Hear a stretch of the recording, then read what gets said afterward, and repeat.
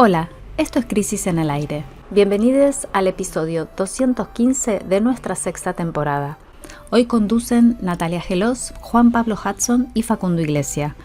Todos los sábados a la mañana te invitamos a tirar del hilo de la coyuntura. Seleccionamos 3 temas relevantes, los laburamos y te compartimos un análisis crítico. Hoy, la motosierra no se inhibe en un año electoral. En el sur heredarás la tierra y llegan imágenes desde el fondo del mar. Entonces ahora viene a decir, no se llega a fin de mes. Es muy interesante porque si fuera cierta, ustedes tendrían que caminar por la calle y tendría que estar llena de cadáveres. La gente petrolera te pasa por encima. Acá tenemos una empresa de seguridad que todos nos han matado a los perros. Y vos te quejás, vas con buena fe a hablar con las autoridades de esas empresas, se te ríen en la cara. Somos científicos los que estamos acá arriba, nosotros estamos estudiando el fondo marino. Esto de transmitir con ustedes y contar nuestras novedades, estar con 40.000 personas. Es una locura. Es una locura. Es una locura. ¿Qué le pasan, chicos? No me entra en la Vamos. cabeza, pero bueno, yo tampoco podría dejar de mirar de esto. De hecho, no puedo dejar de mirar de esto. En el primer bloque nos metemos con la nueva oleada de vetos de la ultraderecha y con la flamante alianza entre los gobernadores de Córdoba, Santa Fe, Chubut, Jujuy y Santa Cruz.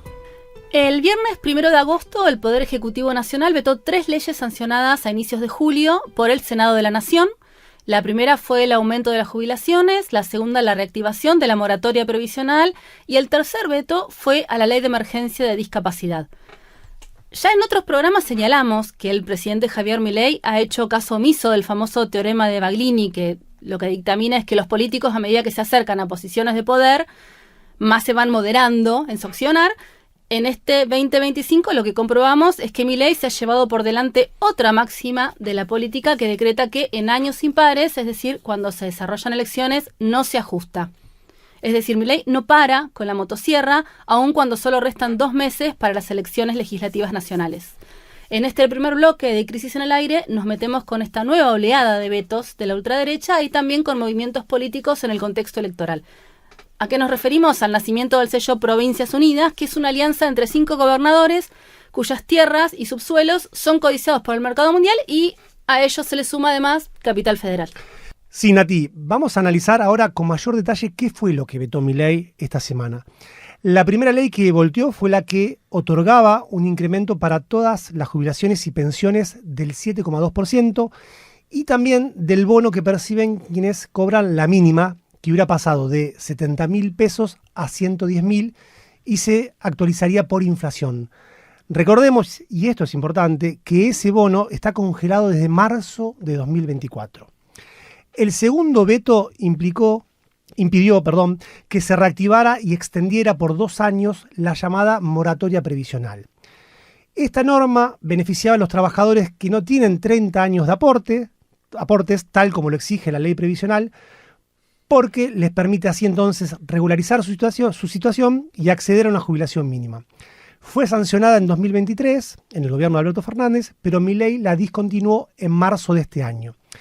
Esta interrupción de la moratoria afecta a 250.000 personas. Y vamos a pasar al tercero de los vetos porque afecta a los discapacitados.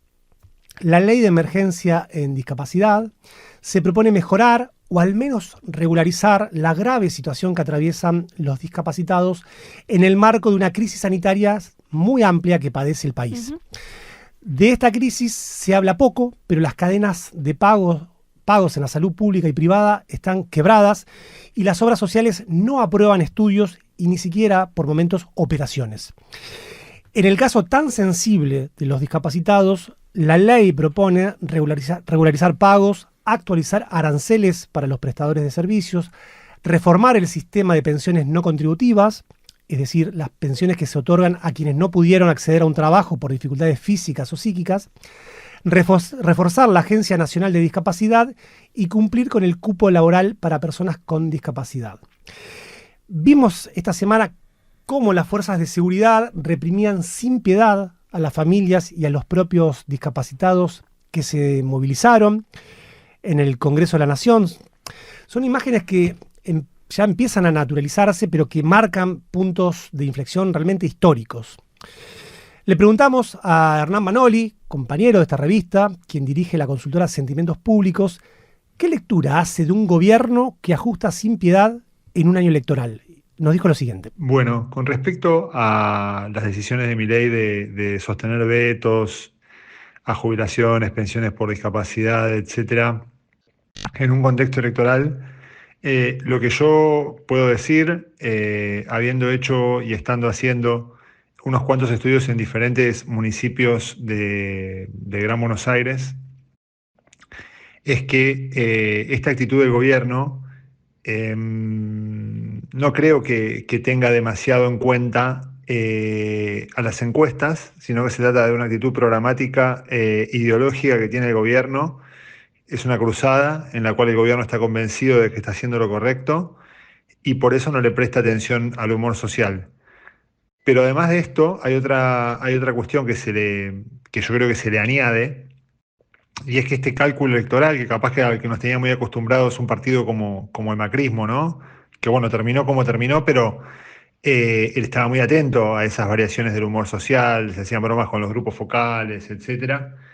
Yo creo que lo que está pasando otra cosa es que estas elecciones en la provincia de Buenos Aires se van a dar en el medio de un gran clima de ausentismo, ¿no?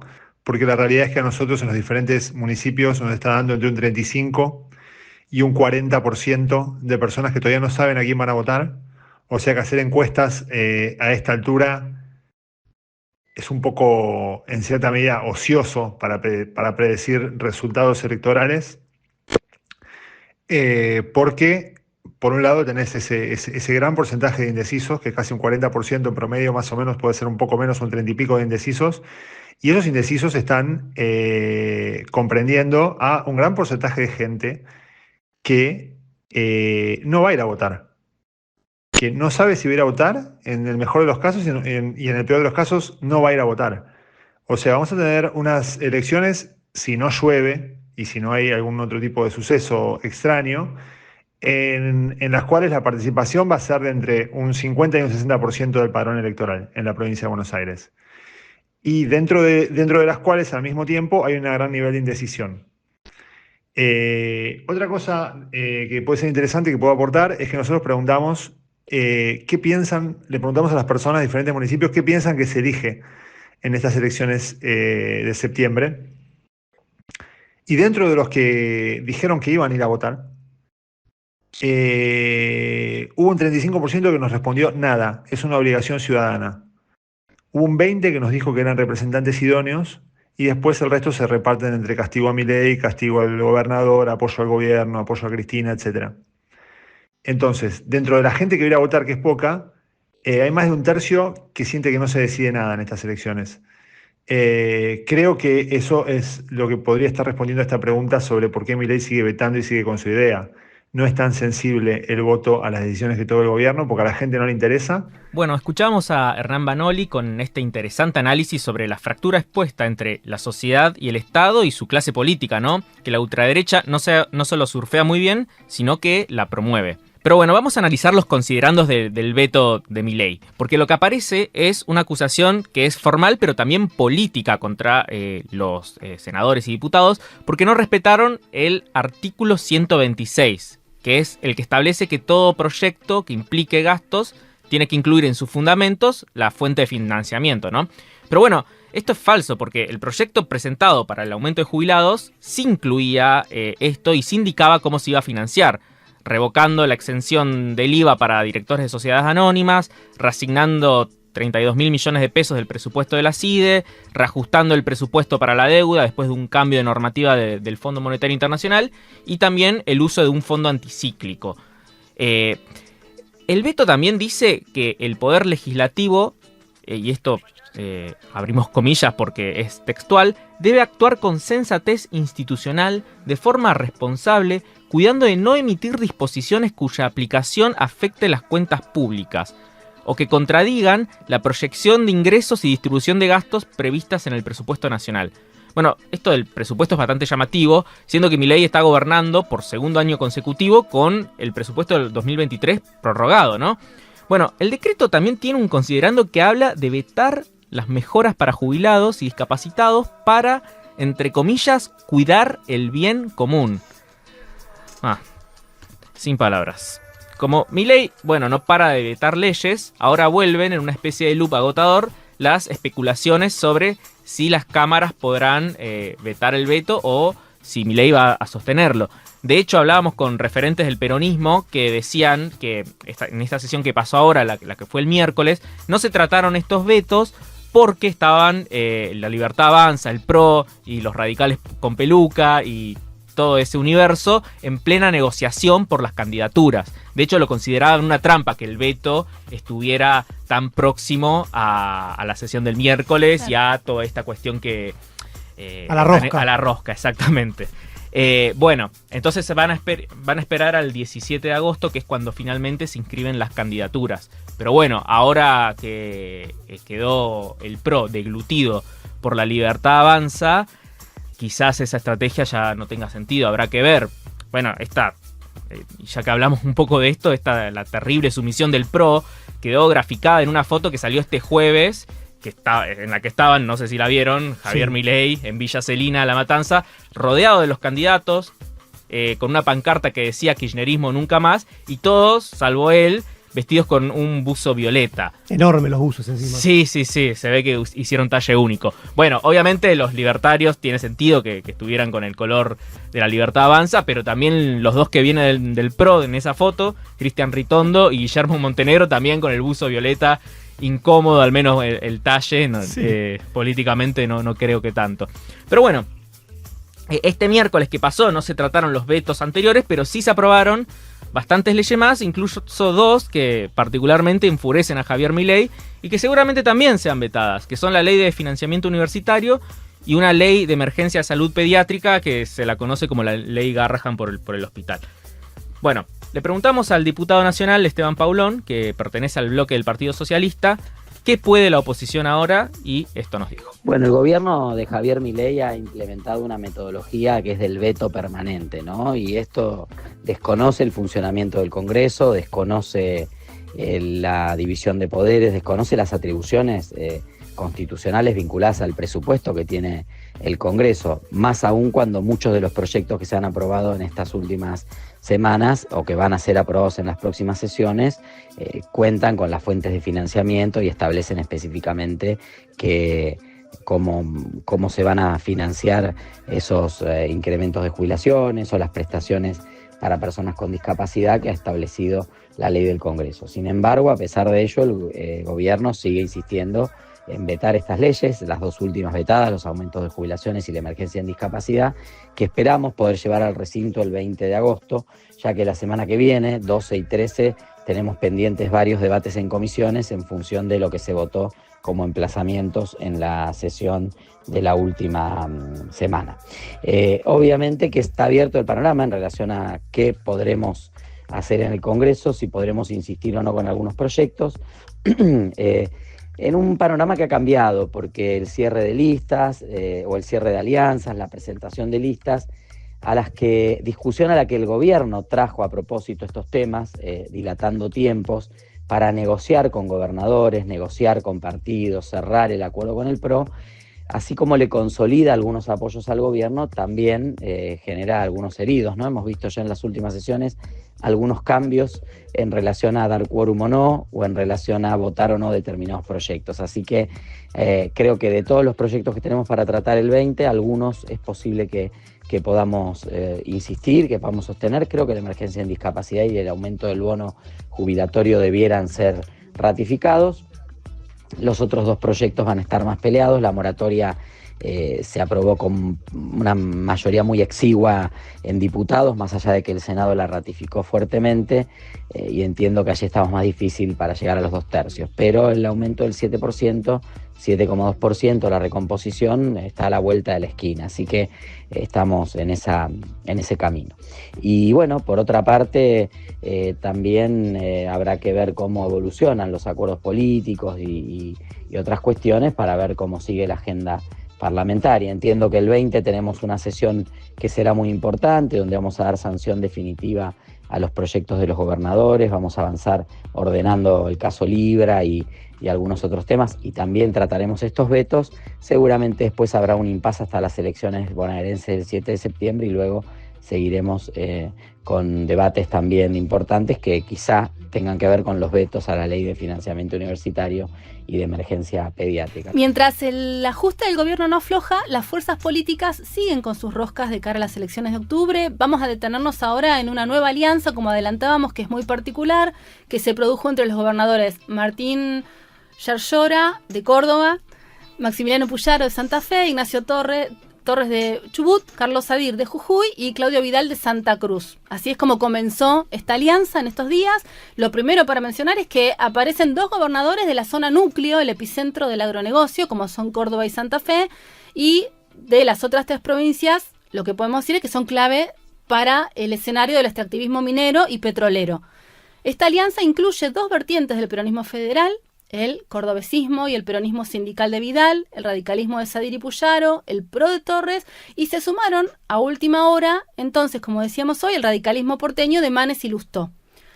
La pregunta ante esto es ¿qué significa esta alianza que, al menos formalmente, se sustrae de los 2 grandes polos en los que se divide el mapa político hoy, es decir, el oficialismo de la Libertad de Avanza, que incluye a la mayoría del PRO, y el peronismo que todavía se mantiene unido? Como pueden. Como pueden, exactamente. Bien, analicemos caso por caso.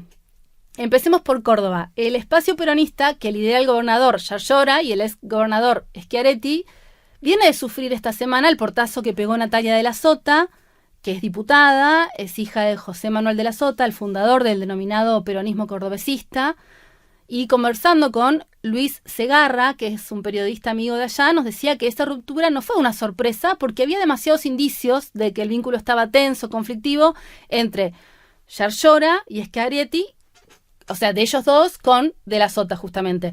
De hecho, nunca la llamaron para proponerle un lugar en las listas. Parece que molestaba la posición independiente de la Sota en el Congreso. Sobre todo, le molestaba a Schiaretti. Yarlora está entusiasmado con esta nueva alianza porque logró encuadrarlo a Schiaretti con esto. Estos 2 dirigentes registran que hay una baja en la imagen de Milei, aunque todavía con números muy altos en Córdoba, y ven una vez más entonces la oportunidad de poder nacionalizar la marca cordobesista, ahora en alianza con los otros 4 gobernadores.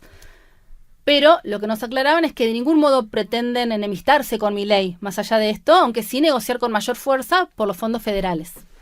Bueno, vamos a Jujuy, porque en el caso de Carlos Sadir, el gobernador de esa provincia, él viene protagonizando una fuerte interna con Gerardo Morales, que es el verdadero hombre fuerte de allá, junto a su hermano Freddy. Morales estuvo caminando Jujuy para tratar de volver a la arena pública a través de una candidatura a diputado nacional. Sadir, sin embargo, declaró que no le parecía el momento de hablar de una candidatura de Morales. Pero bueno, el gran tema en Jujuy es que está completamente quebrada en lo económico. Tiene una deuda enorme, hay huelgas docentes desde hace 2 semanas, el sector de la salud también está en lucha, bueno, los municipales también. En este escenario, nos decía la compañera Mariana Mamani, hace que Sadir y Morales tiendan puentes de acercamiento con Milei porque no les quema otra, o sea, se les está prendiendo fuego la provincia. Pero bueno, en el caso de Claudio Vidal, de Santa Cruz, estuvimos hablando con Sara Delgado, que es secretaria de gobierno de la Municipalidad de Río Gallegos, y ella nos señalaba la clara alineación que hay del gobernador Vidal con la Libertad Avanza. Vidal es un dirigente de extracción sindical que integró el gobierno de Alicia Kirchner, pero quebró con el kirchnerismo y se quedó con la provincia en las elecciones de 2023. Vidal, nos dice Sara Delgado, puso a sus legisladores nacionales a votar la ley bases, la delegación de facultades, la reprivatización de yacimientos carboníferos Río Turbio, y es uno de los grandes promotores de esta salida de YPF de la provincia, que se está retirando de las llamadas zonas maduras para ponerse sobre todo en vaca muerta, que bueno, que puso fin a 5.000 puestos de trabajo en toda la zona norte de Santa Cruz. Parece que hay mucho negocio extractivista amigo allá.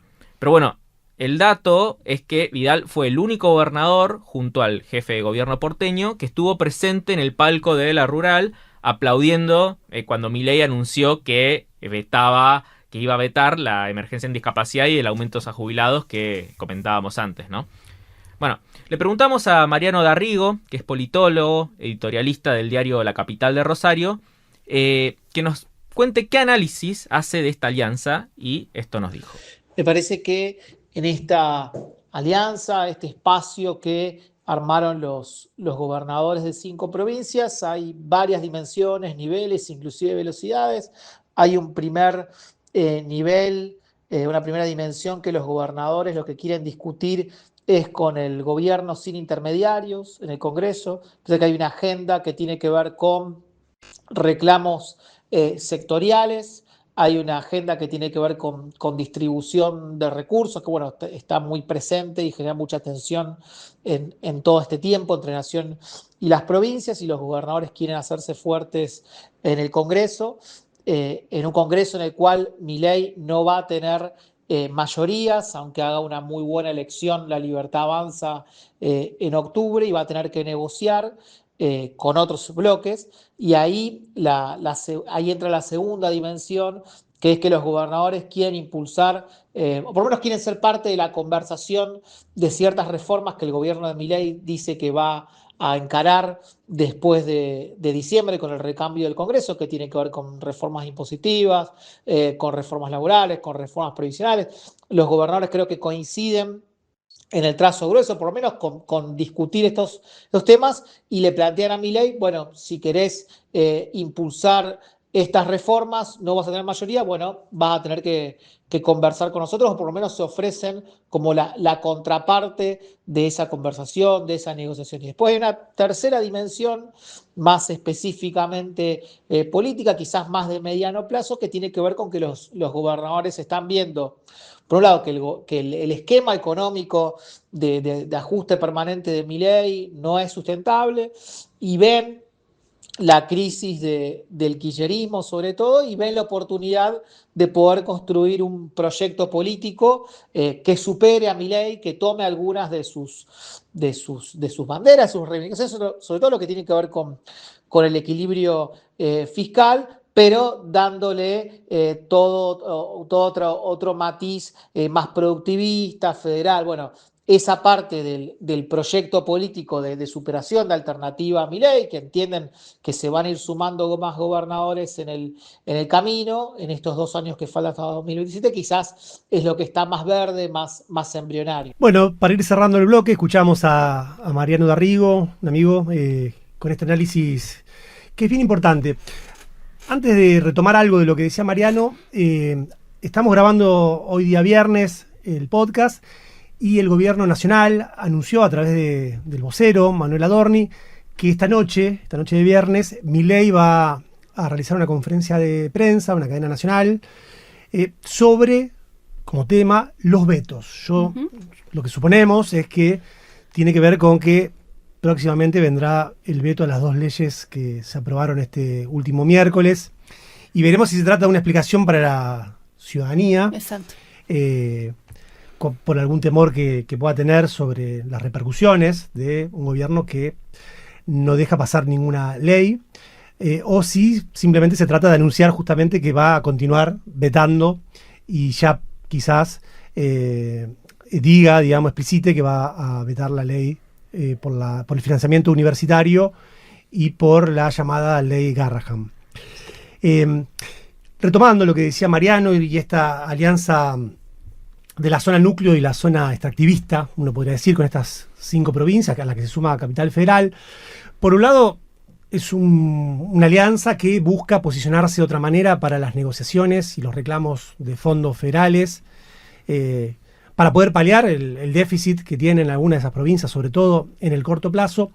Pero también lo importante es la cuestión de fondo que marca Mariano, que tiene que ver con el futuro político y las especulaciones que ya empiezan a rodar sobre, digamos, qué puede continuar al gobierno de Javier Milei, teniendo en cuenta que estos gobernadores, y yo creo que la mayoría de nosotros ve que el modelo económico de Milei no se sostiene, digamos, o que tiene un plazo, un límite, exactamente, y que puede, como se dice habitualmente, chocarla, ¿no? Entonces aparece una derecha, o si somos más bondadosos, una centro derecha, en el caso de estos gobernadores, que se reúne pensando en una posible sucesión. Hoy parece difícil de imaginar porque que surja, digamos, algo así como lo que fue el modelo macrista que tan mal salió, una derecha que hace un ajuste fiscal permanente, pero con ciertos derechos sociales, algo que Milei no contempla. Es una política que no tira nada para este lado, o para los sectores populares, o para jubilados e incluso discapacitados. Parece difícil, digamos, que aparezca una opción al estilo macrista, pero habrá que ver si en el futuro, digamos, y ante una posible crisis de envergadura, como se sospecha que puede ocurrir, una opción entre gobernadores de provincias que son estratégicas para el país por su suelo, por sus subsuelos, si no logran efectivamente poder posicionarse y ya contar con una alianza que tenga al menos 2 años, si es que pueden permanecer juntos. Finalmente, para terminar, anoche que se establecieron las alianzas electorales, el peronismo ratificó la alianza Fuerza Patria, que ya lo había hecho para el caso de la provincia de Buenos Aires, o sea, el pasado 9 de julio, para competir ahora en las elecciones legislativas nacionales, aunque sin la participación en el armado, tal como se sospechaba, porque de alguna manera lo habían filtrado o dicho ellos mismos, del Frente Patria Grande que encabeza Juan Grabois y Ofelia Fernández. Estaremos atentos a ver si Juan y Ofelia anuncian la lista propia y que van de manera independiente. ¿Cómo se hace una revista política hoy? Desde el colectivo editorial Crisis organizamos este taller para compartir los modos de pensar y hacer una revista impresa. Son 4 encuentros presenciales los lunes de septiembre, de 17 a 20 horas, en Casa Fundación Medife. Comienza el 1 de septiembre. El taller tendrá un arancel de 20.000 pesos para suscriptos y de 25.000 para no suscriptos. Los cupos son limitados. Si te interesa participar, encontrá toda la información y el link para la preinscripción en nuestras redes sociales. Seguinos como @crisis_revista en Instagram y @crisisrevista en X. Te esperamos.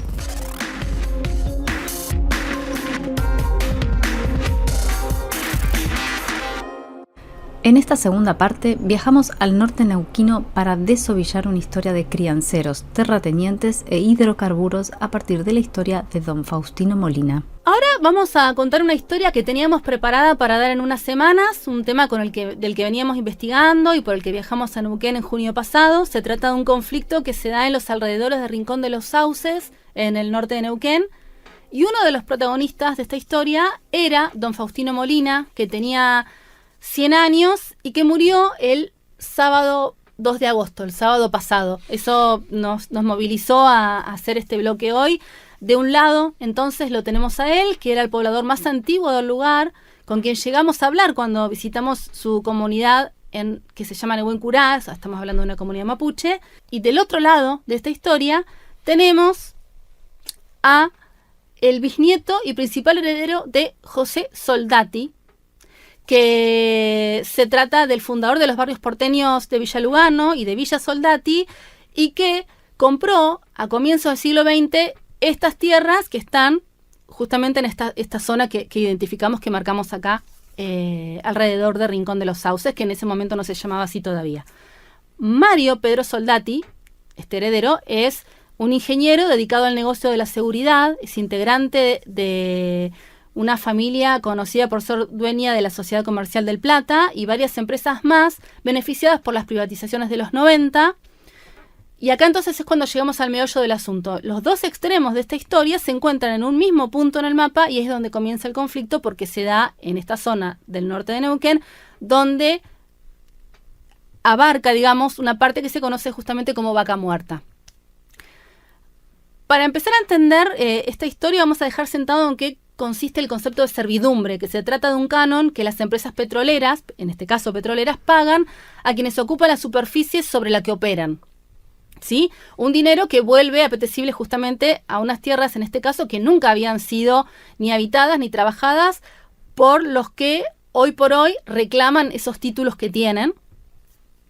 Y sí habían sido habitadas y trabajadas por los habitantes históricos de ese lugar, que se vinculan obviamente con otra forma, con el territorio que no es la de la renta. Entonces, hoy, en Crisis en el Aire, en este segundo bloque, vamos a abordar esta trama que hunde sus entrañas en las más clásicas tradiciones argentinas, los terratenientes de ayer y de hoy, frente a las comunidades originarias que eligen resistir en sus tierras. Exacto, Nati. Ubiquemos el punto en el mapa. Rincón de los Sauces es una localidad en el departamento de Pehuenches, en el norte de Neuquén, bordeando el río Colorado, en el límite con Mendoza. Es una zona de puesteros y crianceros. Son indígenas y trabajadores rurales que históricamente vivieron en esa zona irrigada. Ahí, en 1965, YPF montó su primer campamento y se estableció en lo que llaman Puesto Hernández. En 1972, Rincón de los Sauces fue fundado como un modo de consagrar esa pata petrolera de lo que por entonces eran solo hidrocarburos convencionales, y a partir de ahí comenzaron a nombrar otros campamentos. Uno de ellos se llama Puesto Molina, lo que muestra la presencia de Don Molina en el lugar. Desde ese primer boom, toda esa zona caracterizada por el pastoreo empezó a perder tierras que fueron ganando las locaciones petroleras. Ese era el problema clásico, podríamos decir. A fines de los 90 asoma otro tipo de conflicto, que es el de la servidumbre, que es lo que explicábamos recién. Las petroleras comienzan a hacer acuerdos con quienes tienen los títulos. Y ahí es cuando YPF se entera de un tal Soldati que aparece como dueño de miles de hectáreas. Entonces, por un lado hay un propietario a quien deberían pagarle porque están los papeles, pero por otro lado están los habitantes reales y antiguos con quienes tienen que negociar en el día a día. Don Molina, que conocía la zona como la palma de su mano, fue testigo de todo eso, una dinámica que se armó entre la industria y el avance de abogados, empresas de seguridad y funcionarios locales que van metiendo cuchara rendidos ante el poder de la renta petrolera. Rincón es hoy la tercera ciudad en crecimiento demográfico de la provincia y la anuncian como la segunda Añelo, mientras la frontera de los hidrocarburos no convencionales se extiende hacia el norte. Vayámonos ahora a comienzos del siglo XX y detengámonos en José Soldati, un ciudadano suizo que había emigrado a Argentina hacía pocos años y que en apenas 4 años, entre 1902 y 1906, se hizo de más de 200.000 hectáreas en Buenos Aires, Neuquén y Mendoza. Todo esto comprado y escriturado desde la capital. Su labor pionera al sur de la ciudad de Buenos Aires, hoy lo llamaríamos quizá desarrollador urbano, contrastó con lo que nunca llegó a ejercer en las tierras que compró en todos esos años de revoleo inmobiliario, ¿no? No hay nada que haya desarrollado él en el sur. En 1909, José se volvió a Suiza y 3 años después falleció. Pero bueno, una parte importante de la estirpe de Soldati en Argentina se caracterizó por continuar estos negocios inmobiliarios, expandir otros, proseguir en el rentismo y litigar sirviéndose de siempre buenas conexiones. Veamos lo que sucedió en el norte de Neuquén. Las tierras que adquirió en 1906 al concesionario Ramón Castro, que también era otro enormísimo comprador de hectáreas en esa región, son las que sus herederos enarbolan como propias sin haberlas pisado ni habitado jamás. Es insólito. Sí. Mario Pedro Soldati, que es hijo de Juan Alejo, es quien litiga en esta historia a través de Carlos Acef, que es titular de un estudio de abogados externos de YPF. La causa tramita en el juzgado de primera instancia de Rincón de los Sauces y es un pleito que comienza en 2016 cuando Soldati demanda a Molina por ocupar este campo que él heredó. Reclama 11.048 hectáreas que se superponen con las 24.000 que la comunidad Nehuen-Curá reclama en carácter de propiedad colectiva comunitaria. Exacto, Facu. Y acá agreguemos un dato más. Estas tierras en disputa tienen picadas petroleras, que son estas entradas a los pozos, digamos, y que son permanentemente patrulladas por una empresa de seguridad que se llama Green Armor y de la que Soldati es jefe de ventas. Son camionetas que vienen y que van por las rutas de Vaca Muerta, bien lejos de la sede principal que está en Vicente López, acá al costado nomás de la Panamericana. Más o menos a comienzos de 2024, Green Armor desembarcó en Neuquén y desde agosto es una importante proveedora de estos servicios de YPF. O sea que ahí vemos cómo se va cruzando todo, ¿no? Fue un ascenso meteórico que se explica también por que hay conexiones importantes que sus directores tienen con el poder local y extranjero que opera en todo el país. Veamos esto, por ejemplo, desde mayo de 2024, Green Armor auspicia a Franco Colapinto, después de que en el foro de Yau Yau el publicista Gastón Parisier invitara a invertir en el nuevo emblema del automovilismo argentino. Y además Ignacio Sáenz Valiente, por ejemplo, que es director de uno de los principales estudios de abogados de Clarín, es su socio más prominente en esta empresa. Green Armor es solo una parte de un entramado empresario que este abogado articula con sociedades offshore y servicios bien diversificados. Muchas de esas empresas, de hecho, tienen el Green en el nombre. Y además, Sáenz Valiente es integrante del Club de la República, que es una asociación muy relacionada con la Embajada de Estados Unidos. Soldati, además de compartir Green Armor con Sáenz Valiente, comparte una sociedad anónima que se dedica a proyectos inmobiliarios. Les decíamos que estuvimos hace un mes y medio en Nehuencurá, en esta comunidad que está muy cerca de Rincón de los Sauces, y en ese viaje pudimos charlar con don Molina, que nos contaba la historia del lugar, que recuerda cada piedra, cada aguada, cada camino hacia el norte, hacia el sur. Y ahora vamos a escuchar un fragmento de lo que hablamos con él ese día. Yo tendría 12 años o 13 años. Yo ya andaba con la pala. Ahora tengo 100 años y todavía no pesco la pala. No he abandonado nunca. Desde que nací, Puesto Molina. Que esto era todo Puesto Molina. Esto viene a tener este nombre que tiene Hernández. ¿Por qué? Porque cuando se vino a sentar YPF, estaba el cuñado del señor mi papá aquí. Cuando sentó YPF, justo lo vio Hernández y le puso Puesto Hernández. Por eso que tiene Puesto Hernández. Pongamos así, que ustedes tienen un campo acá, y él ustedes, o viven ustedes siempre, han vivido siempre. Pero dentro de eso, en su campo, tienen más gente metida. Tienen, pónganle 10 puesteros más. Viene Juliano y les compra, y ustedes le venden. ¿Qué derecho tienen los otros? Pero yo le pago el campo, pero el campo me lo entrega limpio. No me lo entregue con gente adentro, porque ¿cómo lo voy a hacer yo para sacar a esa gente? Cuando Soldati se metió aquí, que con todo eso, aquí habían por lo menos 20 personas viviendo, si no había más. Es todo por el asunto del petróleo. Porque ellos agarran una cantidad de hectáreas, cientos y cientos de hectáreas, y lo trabajan, no, pero lo cobran, y bien cobrado. Por eso había algunos que lo cierran, y otros no, pero lo cobran igual. Yo lo reconozco en mi vida, que a mí me hayan pagado algún gobierno, lo que sea, algún par de pesos que dijera, no, gracias a aquel, ni lo que me agarraron.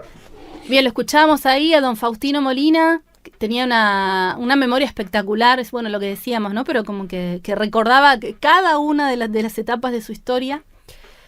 La pregunta es cómo sigue este proceso legal que inicia Soldati. Seguramente pronto haya un fallo en primera instancia. Al morir Molina, la causa sigue contra la comunidad. Y queda esto, ¿no? En esta historia, lo que está detrás, que es una escena que sigue teniendo de un lado a quienes negocian con la tierra y del otro lado a quienes la habitan.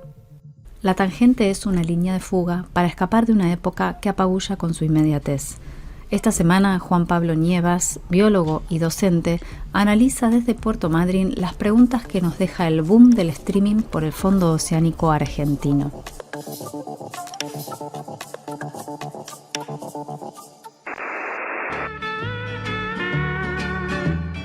La campaña científica del cañón submarino Mar del Plata sin dudas ha cobrado una relevancia nunca antes vistas en gran parte de la sociedad. Canales de televisión, radios, diarios, redes sociales están inundadas de notas y publicaciones sobre esta expedición al fondo marino, despertando la curiosidad, el asombro, incluso haciendo propio a estrellas de mar semejantes a personajes animados, erizos, esponjas, corales, entre muchas otras formas de vida. Varias son las lecturas que se intrincan en torno a esta expedición y sus consecuencias, no solo desde lo científico, académico, sino también desde lo mediático, social y político.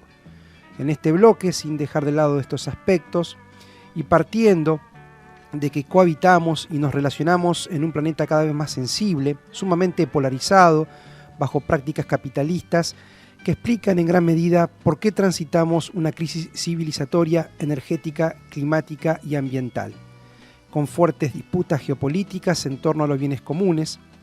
Intentaré realizar un análisis desde una mirada ideológica, política y fundamentalmente socioambiental a partir de algunas de las preguntas emergentes. ¿Qué tipos de cuerpos, territorios somos y queremos vivir y construir colectivamente? ¿Qué rol juega la ciencia en este sentido? ¿Ciencia para qué? ¿Para quién o quiénes? Tomaremos un ejemplo para poder responder estas consignas y sobre el cierre expresar algunas reflexiones finales para pensar posibles horizontes a futuro.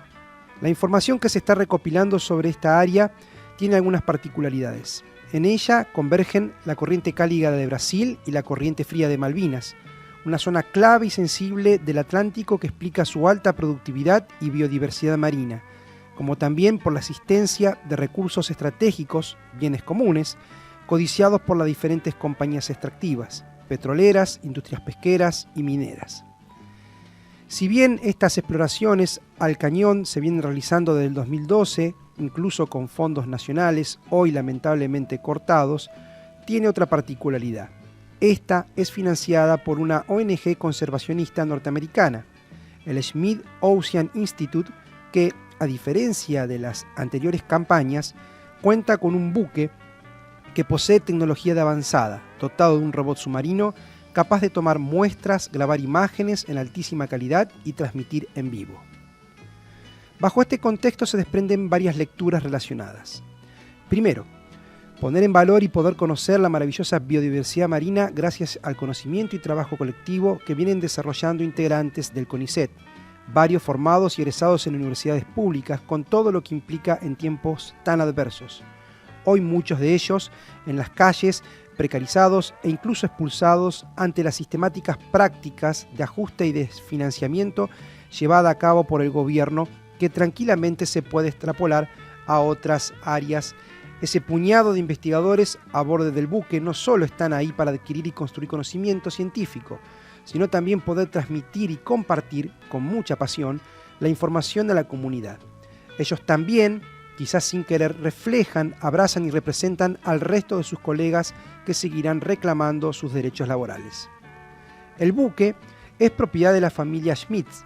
Hablamos del empresario informático y millonario Eric Schmidt, fundador de la ONG, exdirector ejecutivo de Google, y su mujer Wendy, actual presidenta de la ONG, ligada al mundo de las comunicaciones en California, allí donde operan grandes potencias y compañías extractivas tales como Google, Meta e Apple. Eric fundó hace poco un think tank, un laboratorio de ideas que se dedica a informar y asesorar al gobierno de Estados Unidos sobre la competición entre dos potencias mundiales. Este año propuso 3 objetivos para la nueva administración de Trump. Primero, tener la fuerza militar más potente del mundo. Segundo, dominarla en inteligencia artificial y guerra digital. Tercero, reindustrializar Estados Unidos para garantizar su ventaja tecnológica y militar sobre el resto del mundo. Ahora bien, ¿quién es ese resto del mundo y la potencia a competir? Sí, adivinó, China. El mismo navegador nos lleva a la página web del instituto, donde algunos de sus objetivos son promover la investigación, conservación y el descubrimiento de nuestros océanos a través del avance tecnológico, la investigación, divulgación e intercambio abierto de información. En este sentido, escuchemos y analicemos atentamente lo que expresa el biólogo Daniel Laureta, jefe de la expedición, cuando se le consulta sobre el rol de CONICET, la ciencia aplicada y la divulgación científica durante una nota realizada al portal Infobae. Nosotros, somos como unos 30 investigadores que estamos trabajando en esto, entonces hay distintas partes del proyecto que tienen distintos objetivos. Por ejemplo, la parte que hago yo, nosotros generamos información que se podría llamar información de línea de base, nosotros generamos listas, vamos a decir, cuáles son las especies que se encuentran, con quién están asociadas y dónde. Entonces, por ejemplo, si alguien estuviera interesado en hacer alguna actividad en el fondo marino, debería tener precauciones respecto a qué zonas se pueden realizar actividades y cuáles no, como si fuera en tierra, ¿sí? No es lo mismo estar en la estepa que en el medio de un bosque. Entonces, esos datos son necesarios para la industria, y cada vez, a medida que más nos acerquemos a la exploración y explotación petrolera, en el fondo, esos datos van a ser más necesarios. También tenemos otros datos que juntamos, por ejemplo, sobre la basura, ¿sí? Sobre los microplásticos, ciclo de carbono. Entonces son datos que ayudan a entender el ecosistema, cómo funciona, y también todo esto ayuda a tomar decisiones respecto a qué se puede hacer y qué no.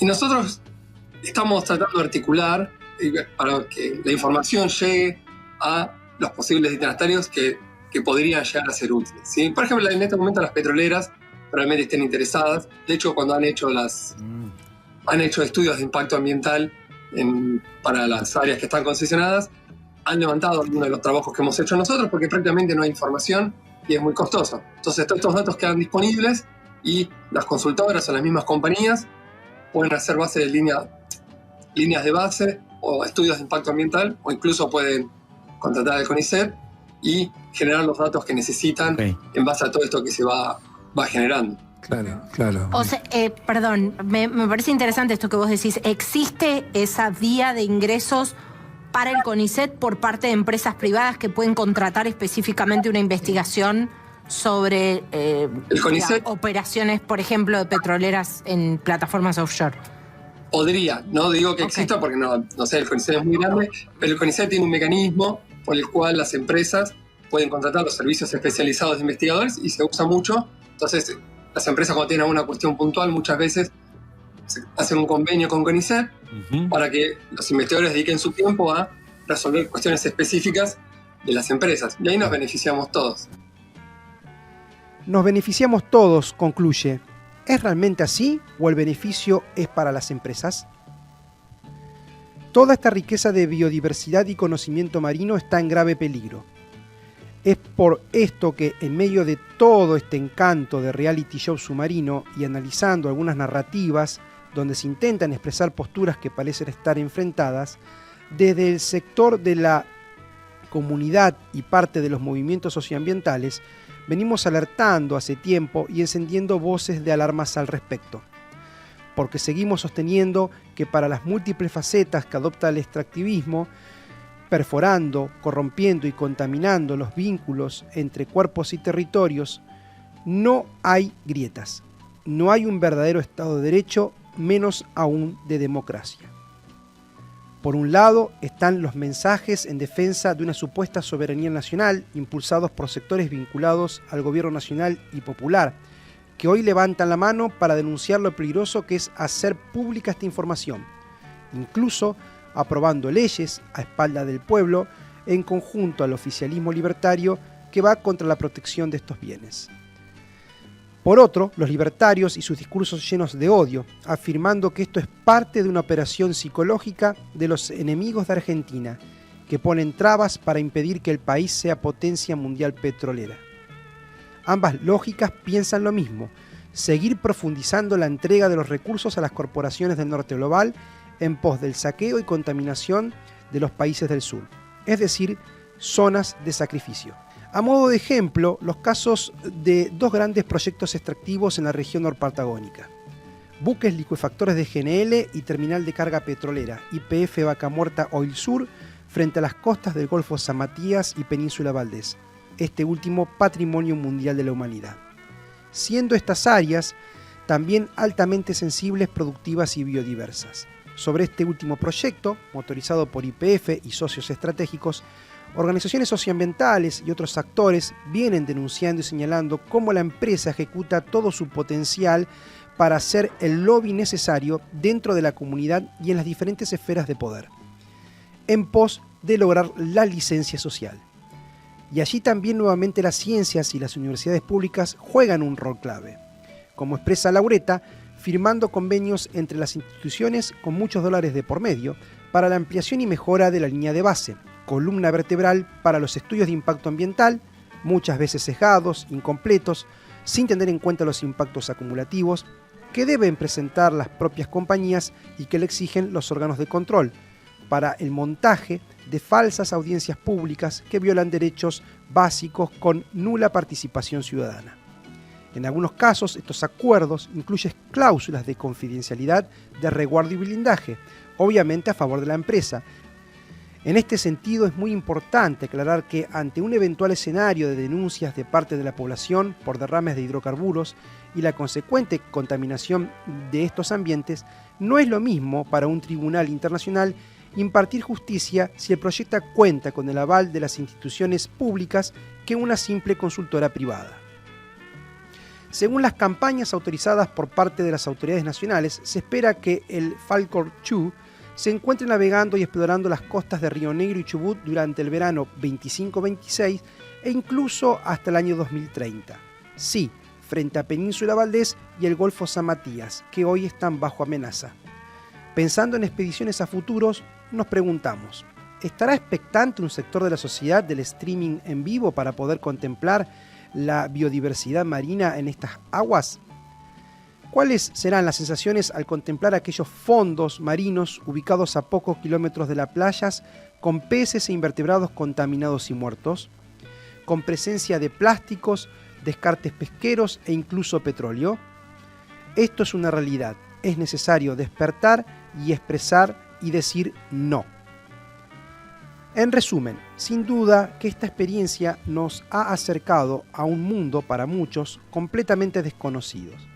Es de suma importancia conocer la biodiversidad de estos ecosistemas porque permite demostrar que este ambiente no está deshabitado, no son zonas sacrificables y está lleno de vida.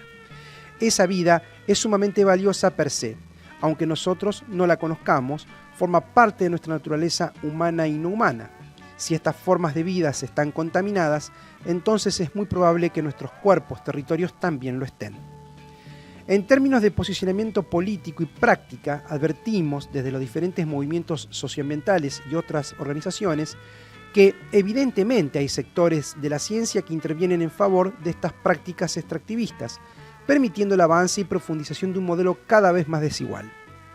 En tiempos tan adversos y de tanta injusticia ecosocial, la ciencia no debe ser neutra en este sentido y si no se posiciona claramente, es cómplice y responsable de estos procesos. Por último, urge la necesidad de convocar y abrazar a todos los científicos que creen y construyen una ciencia digna, para y con el pueblo, con los actores sociales antes mencionados, para recuperar y reconstruir las instituciones, poner en práctica individual y colectivamente otros modos de vida, de producción, de consumo y horizontes posibles para poder reexistir, cohabitar y relacionarse en armonía en los diversos territorios del que somos parte. Pensar otros mundos para las infancias, libres de extractivismo. En inglés se dice fun. Te lo voy a deletrear. F es la familia donde haces cosas juntos. U es la unión tú y yo. N es no dejen de gozar en todo lugar. Aquí en el mar. Esto fue Crisis en el Aire, un podcast de la revista Crisis conducido por Natalia Gelos, Juan Pablo Hudson y Facundo Iglesia. Este episodio se grabó en FM La Tribu. Melissa Rabanales y Nico Perrupato aportaron en la producción. La ilustración es de Brenda Greco, yo soy Flor Badaraco y Ale de Masi editó el episodio. Acordate que podés comprar el último número de la revista en revistacrisis.com.ar/tienda y te la llevamos a tu casa. Chau, hasta la próxima semana.